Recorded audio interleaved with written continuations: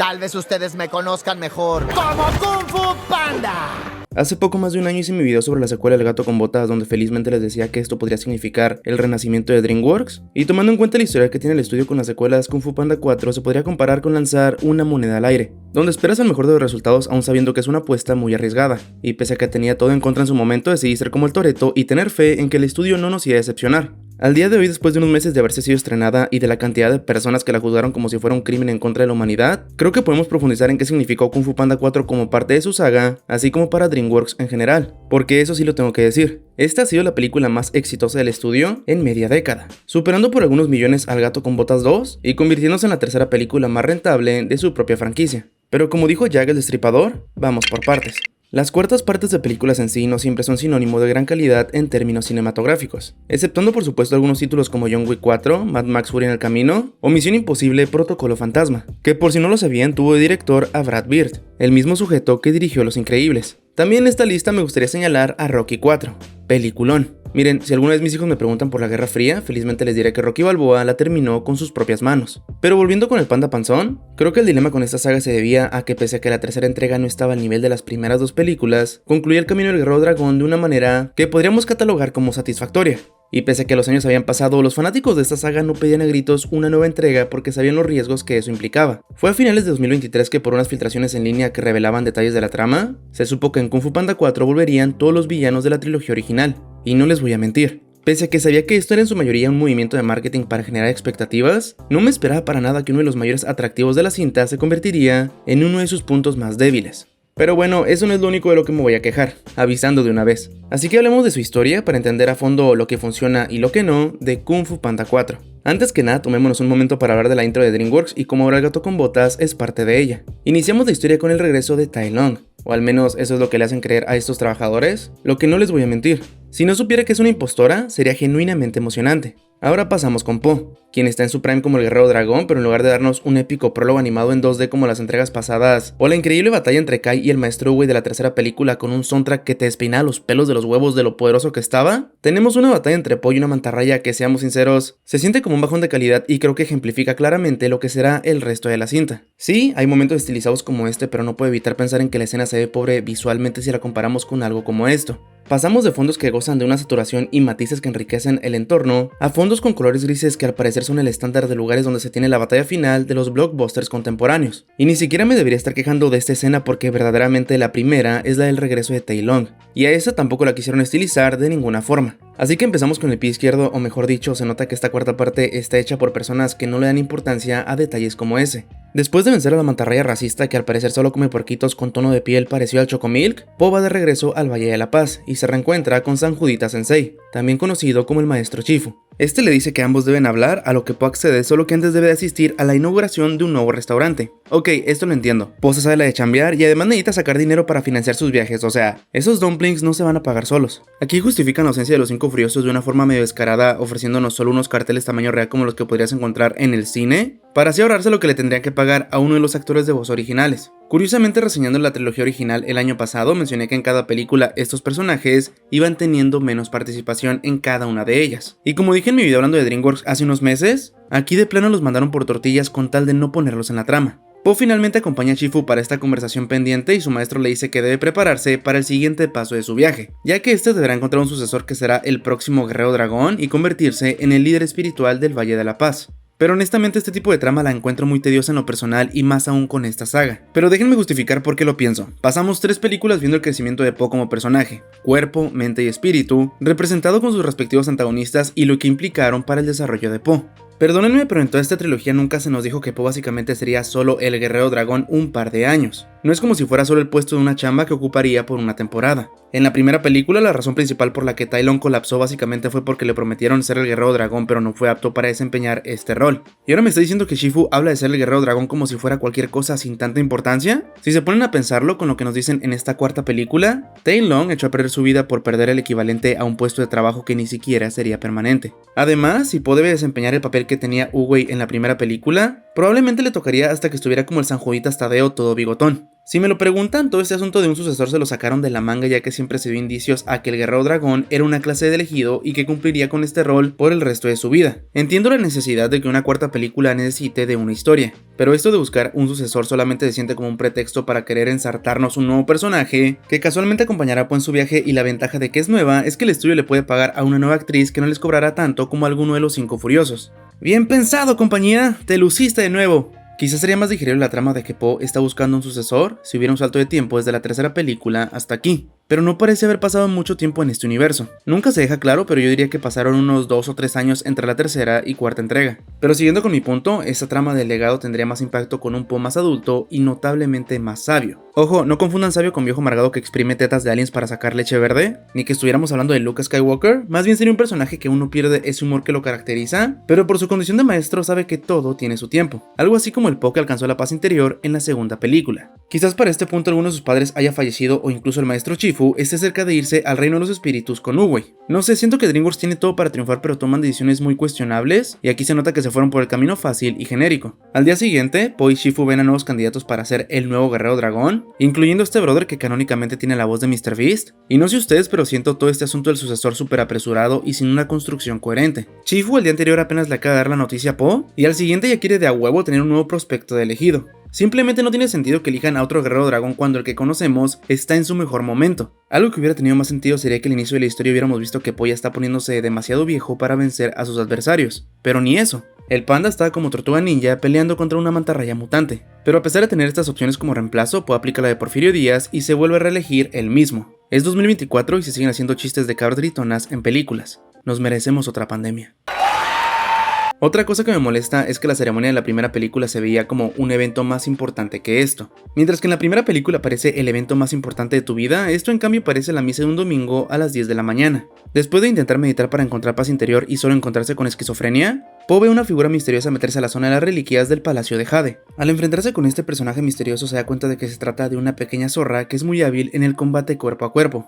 Ok, algo positivo que sí le voy a reconocer a la película es que nos muestran el nivel tan avanzado de Poe, creando un paralelismo que remite a las habilidades de su maestro. Y aunque parece que el Guerrero Dragón ha sido derrotado, es capaz de atrapar a esta ladrona y enviarla a prisión. Justo cuando la zorra se va a la cárcel llegan los trabajadores que fueron intimidados por el supuesto Tai Lung al inicio de la película, anunciándole de su regreso a Poe. Este va a investigar al lugar de los hechos y por una frase que le dijo antes de irse sospecha de la recién aprendida Zen, o Chen. Sí, así se llama el personaje, creo. Y honestamente el chiste de la zorra deja de risa si lo repito cada 2 minutos. Muy astuta, zorra. Se ve que algo sabes. Por cierto, me encanta ver a Poe con esta vestimenta. Me hace recordar cuando el personaje solo soñaba con ser el Guerrero Dragón. De cierta manera, sus sueños ahora se han vuelto realidad. De vuelta con Zen, esta confirma las sospechas de Poe. Tai Lung no está de regreso, sino que una poderosa hechicera conocida como la Camaleona se hizo pasar por él. Pero sus intenciones o por qué atormenta al Valle de la Paz son desconocidas. A pesar de la oposición de Chifu, Poe acepta la ayuda de Zen para encontrar a esta hechicera y se embarcan en la que podría ser la última aventura del Guerrero Dragón. Dato curioso, esta es la primera vez en toda la franquicia que se reconoce que Chifu es un panda rojo. Además, como por qué le ponen esposa si se puede sacar el brazo cuando quiera. Para este punto la historia apenas lleva 20 minutos y se siente como que tienes a la historia contra reloj. Algunas de las cosas solo pasan para que la historia avance y no necesariamente porque tengan sentido. En primer lugar, nunca se establece el por qué Zen se metió a robar al Palacio de Jade. Como por qué Poe no sospechó de ella cuando le dijo esta frase antes de ir a la escena donde apareció Tai Lung. Sé que el panda panzón es un bonachón, pero con sus años de experiencia estoy seguro de que sospecharía de las intenciones de esta zorra. Dejando de lado el ritmo acelerado de la historia, varios elementos presentados aquí se sienten reciclados de películas pasadas. Desde el nombramiento de un nuevo Guerrero Dragón, hasta el protagonista embarcándose en una aventura en la que terminará yendo en un bote a su destino, el cual será una metrópolis dominada por una especie de dictador y sí, básicamente la mitad de la trama es Kung Fu Panda 2 sin los 5 furiosos y un nuevo personaje que debe rellenar el espacio que estos dejaron. Después de que Poe comience su viaje y el señor Pink se quede preocupado por los rumores que se dicen de la Camaleona, se nos presenta a la villana de la cinta.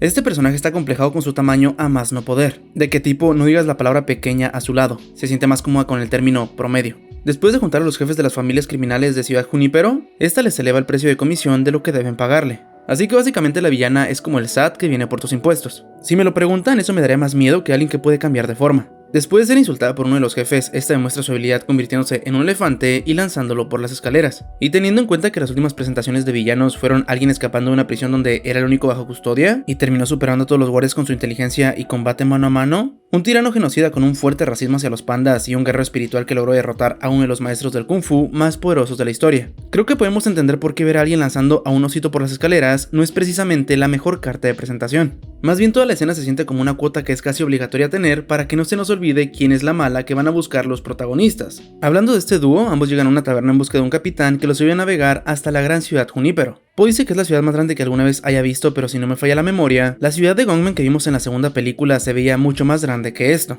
Y creo que uno de los aspectos negativos de la cinta es que el mundo donde se desarrolla la historia se siente más pequeño por este tipo de decisiones creativas. En la segunda y tercera entrega exploramos lugares nuevos y lejanos del Valle de la Paz, que contenían su propia atmósfera gracias a su diseño de producción y ambientación, desde la arquitectura de la ciudad que dominaba Shen hasta el enfoque más naturalista de la aldea de pandas. Pero en esta película la ciudad Junípero solo es la gran metrópolis llena de animales a lo Zootopia, y a pesar de que la exploramos bastante nunca sientes que tenga algún tipo de personalidad. Y si piensan que le estoy exigiendo mucho a una locación ficticia, solo estoy comparando lo que entregas anteriores y se tomaron el tiempo de construir. En muchas películas el mismo mundo donde se desarrolla la historia se siente como un personaje más. Tomo por ejemplo el cyberpunk. ¿Se imaginan películas como Akira o Blade Runner ambientadas en locaciones genéricas a más no poder sin tener los aspectos que las hicieron tan memorables en primer lugar? Una vez en la taberna, Po hace un trato con un capitán mientras su compañera ludópata hace trampa en un juego de apuestas solo para ser descubierta poco tiempo después, lo que desemboca en una clásica pelea de bar que hace notar bastante que el presupuesto para esta entrega bajó. Y no me malentiendan, hay tomas de establecimiento como estas que son bellísimas y sacan el mayor provecho posible a elementos como la luz y el color, pero en las escenas de acción la fluidez con la que se mueven los personajes y la cámara al momento de seguirlos te hace sentir que algo se ve raro. Y si comparamos cualquier combate mano a mano de la trilogía original con lo que vemos en esta entrega, la verdad es que puede que esta sea la película de Kung Fu Panda más pobre en ese aspecto. Y en general no tenemos escenas de acción per se, más bien son escenas donde los protagonistas buscan una manera de escapar. E incluso más adelante en la historia, una de mis escenas favoritas de combate termina con Po escapando de los secuaces de la camaleona, pero no nos adelantemos. A veces se siente medio forzado el contraste que quieren mostrar con Po y la zorra. Ella lo ve como alguien patético por ser buena persona y demuestra que podría venderlo por medio kilo de cebollas. Y aún así, pues el típico pelmazo que piensa I can fix her una y otra vez mientras él le demuestra por qué no debería seguir confiando tan ciegamente en ella con sus acciones. Además no sé por qué Po se pone tan estricto con ella al momento de robarles a los de la cantina, cuando vimos que estos continuamente abusan de los conejos e incluso les quitan sus propinas. ¿No se supone que el guerrero dragón debe ayudar a los más débiles? ¿O acaso sus motivaciones solamente están ligadas a proteger a aquellos con dinero? Lamento decirlo chicos, pero Po fue absorbido por el capitalismo. Me da risa este momento donde Po le regresa todo su dinero y a uno de los lobos le cae su bolsa en la boca. En efecto, es tentativa de homicidio.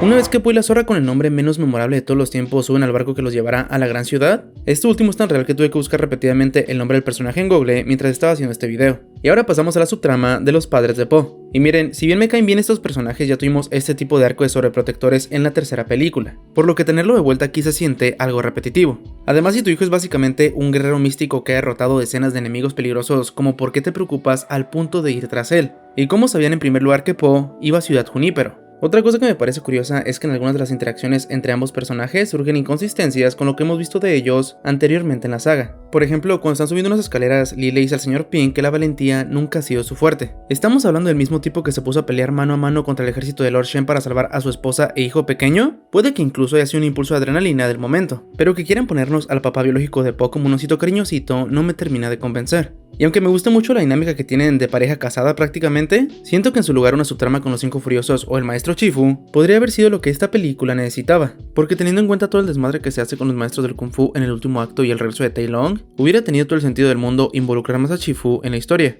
Y hablando en específico de este personaje, no sé en qué momento pasamos de un mentor respetable a las reír que se la pasa rompiendo los huevos y presionando a Po para que elija un sucesor como si le pagaran por ello. E incluso cuando Po le dice que debe tener a la camaleona al inicio de la película, Chifu le responde que prácticamente no es su jale. Pero el Chifu que conozco no actuaría con tanta indiferencia ante un problema de esta magnitud. Pero siguiendo con la historia tenemos otro vistazo a la camaleona donde finalmente se pusieron las pilas y usaron otro tipo de estilización parecido a las acuarelas para mostrar sus planes de extender su dominio e incluso tenemos un breve flashback de Zen. Po se muestra con miedo al cambio ya que a pesar de estar en su mejor forma no sabe cómo ser un líder espiritual y es entendible, pero más tarde profundizaremos en esto. Al llegar a la ciudad, Po tiene una sobreestimulación causada por la comida, pero antes de que se deje llevar por sus instintos golosos, nota cómo los subordinados de la camaleona abusan de los habitantes y les quitan su dinero. Además se entera de que Zen es algo así como una criminal super buscada en la ciudad y cuando la policía la prende, tenemos uno de los momentos que honestamente parece uno de estos memes rancios donde uno de los personajes dice el nombre de la película. Porque lo que hace Po para salir de este problema es básicamente decir: pibes, yo soy el Kung Fu Panda. cosa que no funciona porque en esta ciudad no han visto las otras películas, pero se me hace un sinsentido que no sepan quién es Kung Fu Panda, ya que el Valle de la Paz es una ubicación bastante conocida por los personajes que habitan este mundo. Incluso la camaleona la menciona antes en la película. Y como porque el pinche por respeta a la policía de este lugar que se dedica a capturar a carteristas y hace la vista gorda con los cabrones que cobran piso y la señora que controla el mundo criminal desde las sombras, que ni siquiera son sombras. ¿Me estás diciendo que Po y Zen viajaron tan lejos que literalmente llegaron a Latinoamérica? ¿Es acaso esto una referencia a que en la realidad los ricos se evaden impuestos y cometen crímenes impunemente cuando a la clase baja se les sobreexige que paguen los suyos y son castigados con mano dura cuando no hay dinero de por medio? Kung Fu Panda 4, perdóname por todo. No sabía que eras fiel al lore de México. Pero la verdad no le encuentro mucho sentido a que la policía ande detrás de estos dos cuando por comparación hay criminales mucho más peligrosos sueltos por ahí, a menos que Zen haya cometido crímenes graves de los que no sepamos. Y cuando se hace la revelación de que en realidad ella es la hijada de la camaleona, el hecho de que la policía la busque con tantas ganas tiene mucho menos sentido. Es prácticamente la hija del Chapo en este universo, no mamen. Si la atrapan les apuesto 1,5 kilos de aguacates que se viene un culiacanazo en Ciudad Junípero. Zen y ahora también Po son los más buscados, lo que nos lleva a una escena de persecución bastante divertida donde tenemos un cover de Crazy Train al más puro estilo de la saga. Pero ya saben que no puedo poner un gran fragmento porque pues, copyright. Zen lleva por una especie de villa subterránea de punquetos que me recuerda bastante a la primera película live action de las Tortugas Ninja, ya que en este lugar viven los criminales más peligrosos de la ciudad, incluyendo el mentor de Zen, un armadillo llamado Han. Algo que sí tiene mucho sentido es que la forma de darle la bienvenida a esta zorra sea un tanto hostil, pero esta se escuda con Po diciendo que él es el guerrero dragón y que si le ponen un dedo encima, el panda los va a destrozar. Aunque de nuevo aparentemente ahora en el mundo de Kung Fu Panda nadie sabe quién es Kung Fu Panda. Y este detalle sí comienza a molestarme un poco porque dudo que en una metrópolis tan enorme no hayan escuchado de aquel panda que detuvo a Lord Chen y su plan de dominar toda China. Pero sigamos que luego termino haciendo corajes. Algo que me pareció gracioso es que Po trata de dar un consejo como líder espiritual para evitar la violencia, y todas las personas lo malinterpretan con buscar más violencia. Han después le dice al panda que han escuchado el legendario maestro Chifu, pero vuelven a reforzar que el guerrero dragón no es tan conocido. Y de verdad no entiendo cómo Camotes pudiste haber escuchado del maestro Chifu, pero no de Uwe que básicamente le enseñó todo lo que sabía, ni de su pupilo que fue capaz de detener a otro de sus mejores exalumnos. Entiendo que en esta película sea un chiste recurrente que Po es como una celebridad local, pero cuando lo quieres alinear con las primeras 3 películas no tiene mucho sentido. Solo en la primera Po nunca salió más allá del Valle de la Paz, pero en la segunda y tercera película sus aventuras fueron en tierras lejanas a las que tardó más en llegar que a Ciudad Junípero. Por ello todo este rollo de que no se conoce al guerrero dragón ni a Kung Fu Panda no me termina de convencer. Tenemos otro vistazo a lo que están haciendo los papás de Po, pero no aporta mucho a la trama. Aunque al llegar a la ciudad y buscar a Po, convenientemente no vieron ninguno de estos carteles de Se Busca que tienen la cara de su hijo y la zorra con la que se fue el Valle de la Paz. Antes de ingresar a la guarida de la camaleona tenemos esta interacción entre Po y Zen que comienza a parecerse mucho a la de un maestro y su estudiante. Este le dice que hizo bien en confiar en ella y en su palabra, pero por la expresión ligera de incomodidad en la cara de la zorra, creo que todos aquí podemos ver la traición que se aproxima como desde hace 3 kilómetros. Logran infiltrarse al lugar, pues encerrado y ¡oh sorpresa! Todo este tiempo la compañera de viaje del panda estuvo trabajando para la camaleona. Me da risa como después de traicionar a Po, Zen se pone en modo depresiva con su capucha encima y todo diciendo: primera regla de la calle, no confíes en nadie. Alguien hágale un edit con música emo de fondo, por favor. Parece el meme del lobo solitario. Aquí la villana explica sus motivaciones, ya que desde muy pequeña deseaba convertirse en una maestra de Kung Fu, pero la rechazaron de todos los centros de entrenamiento a causa de su tamaño. Por ello, prefirió el camino de la hechicería donde aprendía a transformarse físicamente en otras personas. Pero aunque tenía esa habilidad, nunca aprendió Kung Fu, y aunque se haga pasar por Tai Lung, no puede pelear como él. Lo que me hizo cuestionarme si se podía hacer pasar por otras personas, ¿por qué no simplemente se hizo pasar por alguien más grande y aprendió Kung Fu? En primer lugar, y como ya dije antes en otro video, esta motivación está bien estúpida teniendo en cuenta que 2 de los 5 furiosos son un insecto y un animal invertebrado. Incluso Po es la muestra de que no se ocupaba de cumplir con los estándares que se podrían esperar del guerrero dragón, y que ahora nos quieran venir con esto de que la discriminaron por enana como que no me convence del todo. Una de las razones por las que la villana es tan patética es porque en verdad no tiene ningún vínculo con el protagonista, solo quiere algo que él tiene, pero fuera de ello, Po le da igual. ¿Recuerdan por qué Lord Chen fue tan memorable? Porque él sí tenía genuino odio hacia Po y estaba haciendo todo lo que estuviera en su poder con tal de destruirlo. Siento que con una simple reescritura podrían haber cambiado las motivaciones de la villana, quizás algo al estilo de Síndrome. Ella admiraba a Po precisamente porque era el ejemplo de que romper el molde era posible, al punto en el que sí comenzó a entrenar Kung Fu con él como su motivación principal. ¿Recuerdan cuando en la primera entrega Po jugaba con sus figuras de los 5 furiosos como si fueran superhéroes? Pues el sueño de la camaleona sería ser como el gran guerrero dragón. Pero conectando con los eventos de la segunda película, mientras Lord Chen mandaba a sus tropas a saquear pueblos en busca de hierro, la camaleona habría intentado defender su aldea, solo para perder y quedar con graves heridas. Al despertar se daría cuenta de que sería la única sobreviviente y culparía a Po por darle falsas esperanzas, al punto en el que todo ese fanatismo y admiración se transformarían en obsesión y odio.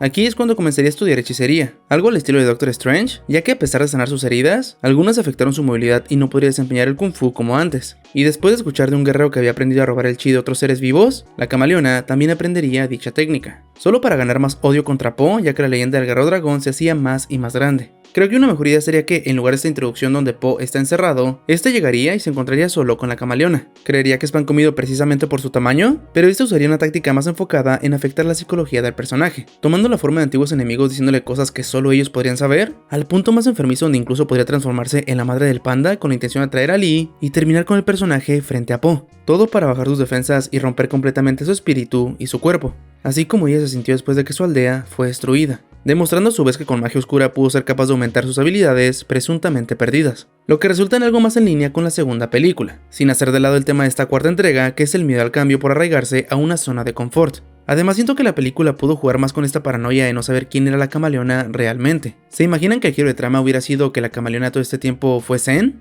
En la película solo escuchas a personajes decir, ¡uy, qué miedo! Tu abuelita podría ser la camaleona. Pero nunca vemos que el personaje haga uso de esta habilidad para, no sé, manipular a Po haciéndose pasar por Shifu o algo parecido. Esto también justificaría el regreso de los villanos de Po de una forma no tan patética como la camaleona tratando de robarles el Kung Fu. Más bien los estudiaría, ya que los enemigos de Po serían sus modelos a seguir, forzando al panda a romper sus límites y de esta forma salir de esta zona de confort en la que estaría desde el inicio de la película con una actitud mucho más orgullosa. Algo así como el Ryo McQueen en Cars 1, creyéndose la última coca del desierto. Creo que ahora que lo pienso, hubiera sido genial que la camaleona le diera un desarrollo a Po como el que Toji le dio a Satoru Gojo al llevarlo al límite. Pero ya fue suficiente de compartirles mi fanfic. Ahora volvamos con la película real. Po trata de escapar de la camaleona, lo que nos dio una escena de pelea que genuinamente me gustó, aunque es muy corta. Y cuando está huyendo, la villana logra engañar a Po haciéndole creer que es Zen y tirándolo al vacío. Aunque no entiendo, si Po está viendo que la Zen real está frente a él, ¿por qué no reaccionó y de un panzazo hizo champurrado a la camaleona ahí en corto? Panzón, está frente a ti, ¿qué estás esperando para atacarla? ¿Una invitación por correo? ¿Qué chingados? En fin, Po cae al vacío. La zorra se siente mal porque no quiere lastimarlo y se sacan otras reglas de la calle que nunca había escuchado en mi vida. A ver, según la camaleona, la segunda regla es, alguien siempre sale lastimado. Y la tercera, a nadie le importan tus sentimientos. Con todo respeto, qué reglas tan pendejas, doña, lo que es. Pensé que iba a decir cosas útiles como nunca le des la hora a un güey si es de noche, o procura cuidarte más de los policías que de los malandros si eres moreno. Ni siquiera sé quién se cree esta pinche anfibia como para estar escribiendo tantas reglas en primer lugar. ¿Quién eres? ¿Ryuk de Death Note o algo por el estilo? ¿A poco convenientemente lo rescatan sus padres porque necesidades del guión? Y la camaleona logra abrir el portal al reino de los espíritus, lo que nos da algo que muchos estábamos esperando, el épico regreso de Tai Lung, quien después de 20 segundos de pelea es vencido por la lengua de la camaleona. Y me pregunto si ahora en el canon de la franquicia el kung fu que te costó años en entrenar y perfeccionar, ¿se puede sacar de tu cuerpo y transferir a alguien más como si nada? Para lo que se ha establecido en la saga hasta ahora, la verdad que no tiene mucho sentido. Ok, esta parte sí me dio risa, cuando todos los lagartijos derrotados le aplauden a la camaleona. Otra inconsistencia que hay aquí es que regresa el general Kai como si no lo hubieran hecho explotar en la última película. El regreso de los villanos en esta entrega carece tanto de impacto narrativo como emocional con el protagonista, pero más adelante profundizaremos en ello. En su camino para enfrentar a la camaleona, Po se encuentra con Zen y ambos terminan peleando. Luego nos dan un momento que parece una calca del abrazo de tigresa de la segunda película, pero aquí no funciona realmente. Más bien se justifica que el panda esté tan molesto con la zorra que lo traicionó y le quiera meter una potiza propia del guerrero dragón. Hasta los padres de Po la juzgan con todo el derecho del mundo, así que mientras el panda sigue su camino, Zen y los padres de Po van con los criminales de la ciudad y los convencen gracias a que estos siguen malentendiendo los mensajes. Y también porque si se quitan a la camaleona encima, podrán hacer todo lo que quieran. Bueno, ya mostraron a dos villanos de películas pasadas. Me pregunto cómo presentarán a Lord Shen, uno de los más icónicos villanos no solo de la franquicia, sino me atrevo a decir, de DreamWorks. Creo que lo que más me emociona de su regreso es que... Ok, creo que aquí podemos terminar el video. Po llega con los maestros del Kung Fu quienes le explican la situación y se reencuentra con Tai Lung. Bueno, aquí en realidad más que un reencuentro parece un intercambio de diálogos entre dos compañeros de trabajo que no se vieron el fin de semana. Po vuelve con la camaleona con la intención de enfrentarla, pero ella ahora posee el poder de los otros maestros del Kung Fu.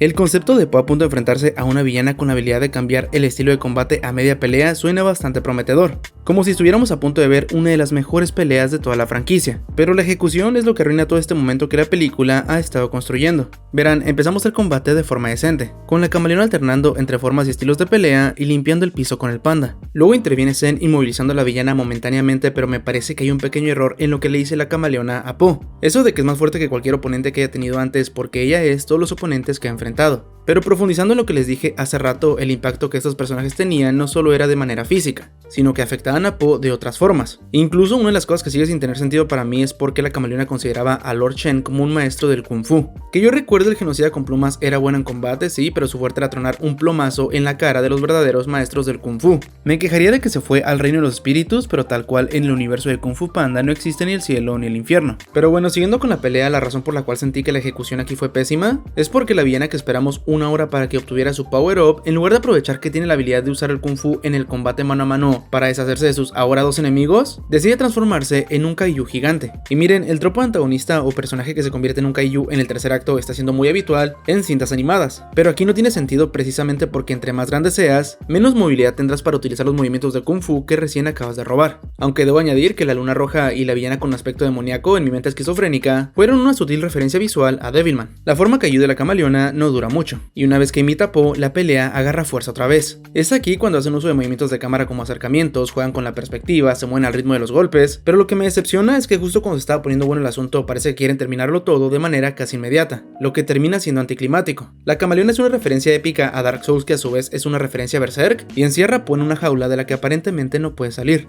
así que le da el báculo a Zen y le dice que ella tendrá que terminar lo que él empezó. ¿Recuerdan la escena donde ella entrenó como 5 minutos hace rato? Pues no, fue casualidad. Fue con el propósito de que al final se nos mostrara que efectivamente Zen aprendió en una película lo que a Po le tocó aprender en 3, lo que solamente puede significar dos cosas. ¿Po es el mejor maestro de Kung Fu de toda la historia? ¿O los guionistas se acordaron de que empezaron la película estableciendo que Po debía darle el manto del guerrero dragón a alguien más? De cualquier forma, un detalle que me gustó mucho es que después de que Zen vence a la camaleona y esta está a punto de atacar de nuevo, Po demuestra por qué es la fucking cabra y la baja de su nube de una forma que solo puedo catalogar como bárbara. Aunque no sé por qué en el doblaje dicen Skaduch de una forma bien extraña cuando antes en la saga lo pronunciaban de una forma diferente. Po usa el báculo y todos los maestros del Kung Fu son liberados, incluyendo a los enemigos del panda. Y miren, hasta cierto punto puedo entender que Tai Lung finalmente aceptó a Po como el guerrero dragón, pero lo que no tiene sentido es que tanto Chen como Kai se inclinen ante él al igual que todos los demás. En primer lugar, y como ya dije, Kai ni siquiera debería existir. Y Shen se murió en medio de una pelea. Conociendo al pollo genocida de KFC, lo primero que hubiera intentado sería terminar lo que empezó antes de morir y tratar de sacar a Po del server de la vida. Y otra cosa que no entiendo es que Lee está en este lugar y nunca se le ocurre pensar: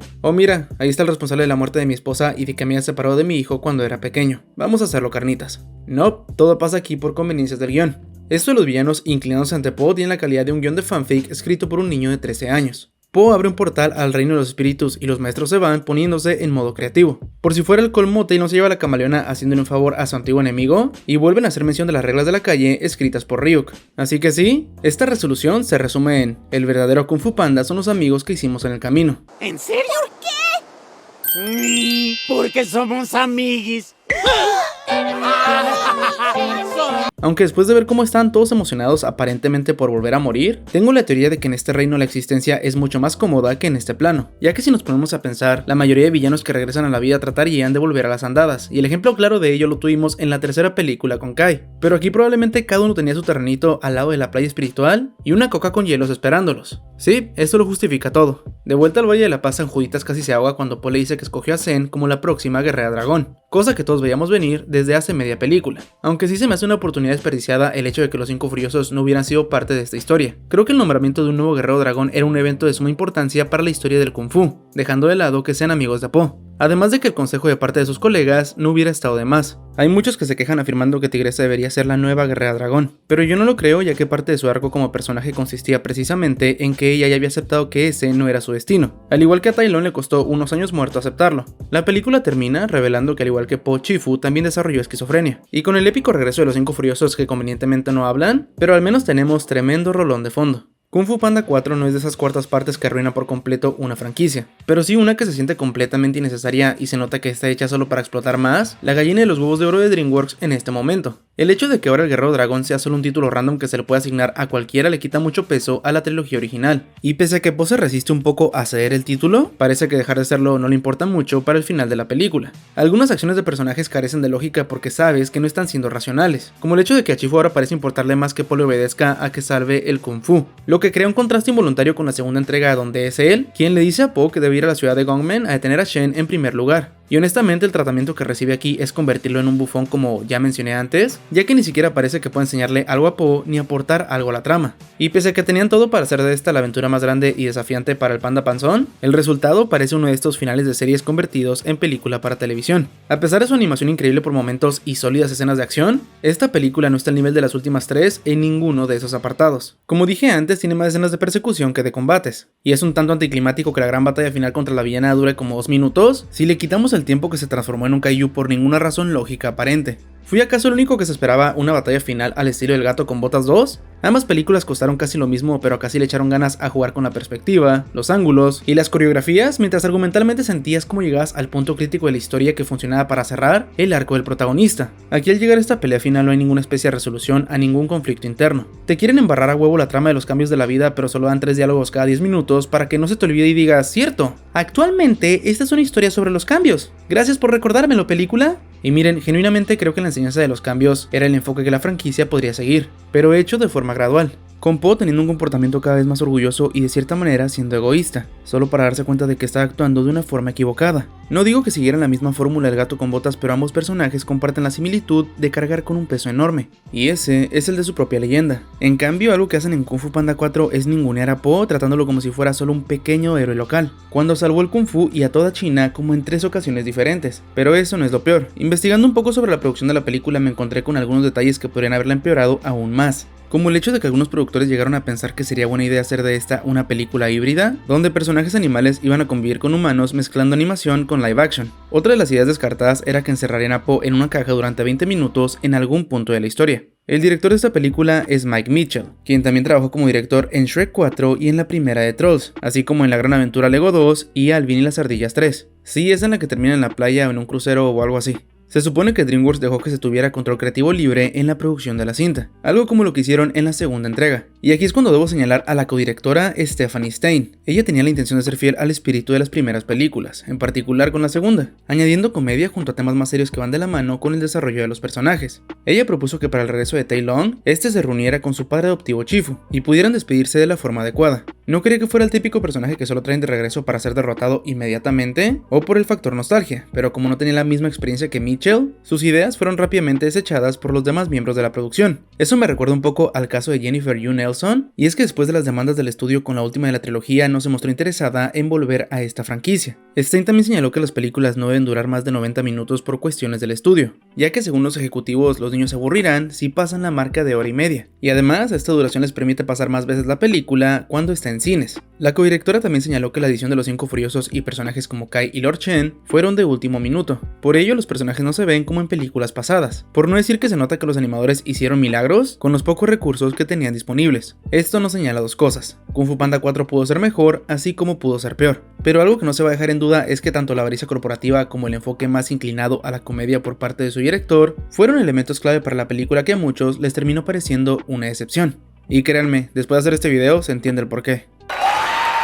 En lo personal, uno de los trabajos de este director que no me gustó mucho fue La Gran Aventura Lego 2, que en lo personal considero que a pesar de ser una película que funciona, es muy inferior a la primera en bastantes sentidos. Hace poco se anunció de manera oficial Shrek 5, pero debo admitir que las secuelas ya no son una apuesta segura con DreamWorks. Ya ni siquiera hay que emocionarse con el tropo de los villanos que regresan de la muerte. Siempre terminan decepcionando con un final a lo Disney Channel. Si para eso los van a traer de vuelta, mejor que los dejen como están a 3 metros bajo tierra. La película puede gustarte o no, nadie te obligará a odiarla. Lo que sí hay que admitir de manera objetiva es que siente el bajón de calidad en más de un aspecto, comparándola con lo que nos habían dado antes. Imagínenlo como un restaurante de sushi donde estás acostumbrado a platillos de la más alta calidad, solo para que un día te den uno que apenas sepa decente. Eso para mí se sintió ver Kung Fu Panda 4. Y sí, creo que me dejé llevar un poco por la emoción que me dejó la secuela del Gato con Botas. No creo que falte mucho para que anuncien la quinta entrega, ya que se supone que este es el inicio de una nueva trilogía, pero creo que de aquí en adelante tocará ir con expectativas moderadas. Si Shrek 5 te estoy mirando directamente a ti, sé que tus guionistas y director trabajaron en la franquicia de Trolls, así que tendré mucho cuidado.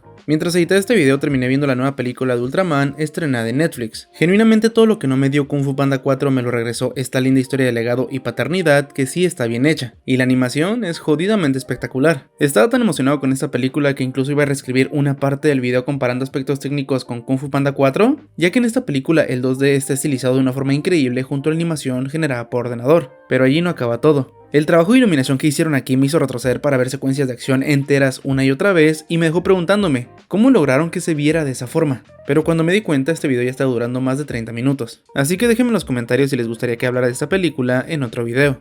Y bueno, eso ha sido todo por este video que se supone iba a ser breve al principio. Ustedes díganme en los comentarios qué opinaron de la película y en qué otros aspectos creen que falló o acertó. Hagamos esto, les prometo que los mejores comentarios saldrán en el siguiente video. Quiero agradecer a los Patreons del canal, sin ustedes esto no sería posible. Si quieren apoyar este tipo de videos pueden hacerlo de esta forma. Y si quieren leer las reseñas más rancias de películas, los invito a seguirme en mi cuenta de Letterboxd. Mis demás redes sociales se encuentran en la descripción del video. Yo me despido, mi nombre es Isbionira, y nos vemos en el próximo video que probablemente sea hablando de mi nueva obsesión esta temporada, Jujutsu Kaisen.